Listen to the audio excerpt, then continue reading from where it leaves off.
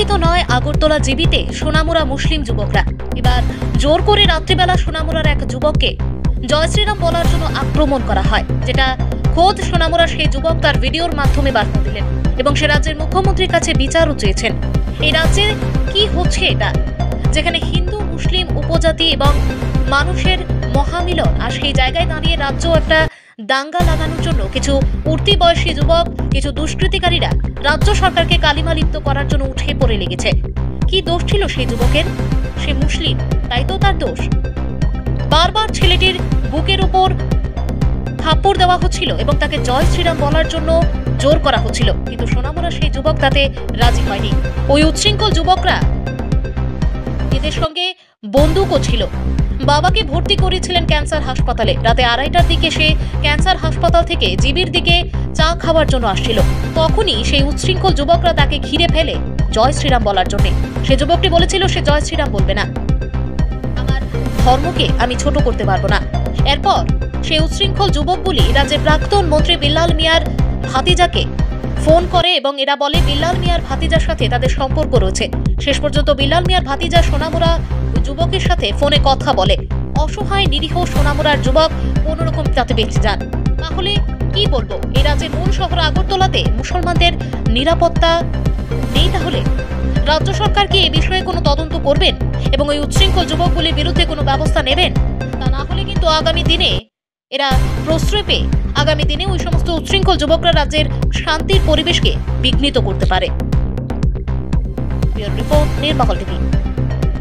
আমি আমাদের ত্রিপুরা রাজ্যের মুখ্যমন্ত্রী মানিক স্যারের কাছে আমি একটা বিচার চাই।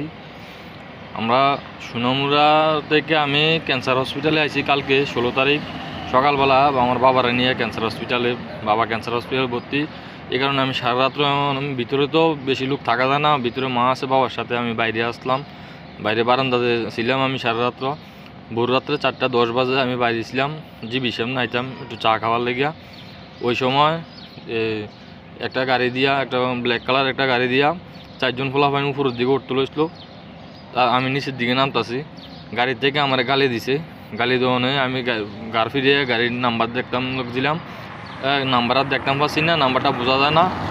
তারপরে গাড়িটা উপরের থেকে আবার ঘুরে আইছে, আমি দাঁড়াইছি না, আমি নিচের দিকে আইয়ে হতাছি। তারা উপরের দিকের থেকে গাড়িটা ঘুরে এসে আইসে আমার সামনে দাঁড়ায় করে এসে গাড়িতে 4জন নামছে, নাই মেসিরা কইতেছে তোর বাড়ি কোথায়? আমি বলছি আমার বাড়ি সোনামুড়া।